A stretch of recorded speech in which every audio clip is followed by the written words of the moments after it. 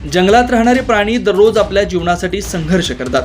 सिंह, चित्ता आणि वाघ यासारखे प्राणी शिकार करण्यासाठी संघर्ष करतात, तर लहान प्राणी स्वतःचं संरक्षण करण्यासाठी संघर्ष करतात.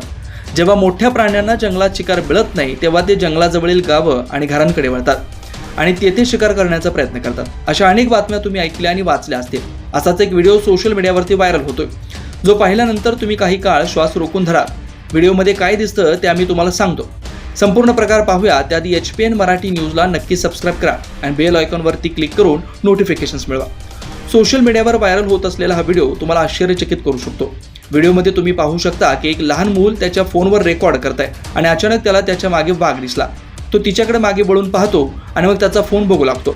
मुलाचं हसणं पाहून असं दिसतं की त्याला प्राण्यांच्या शक्तीची कल्पना नाही. यानंतर वाघ आपला वेग वाढवतो आणि अचानक मुलावर हल्ला करतो, परंतु मधल्या काचेमुळे ते करू शकत नाही. असं दिसतं की मूल त्याच्या घराच्या खिडकीजवळ बसलंय, पण संपूर्ण व्हिडिओमध्ये कुठेही याची कल्पना नाही.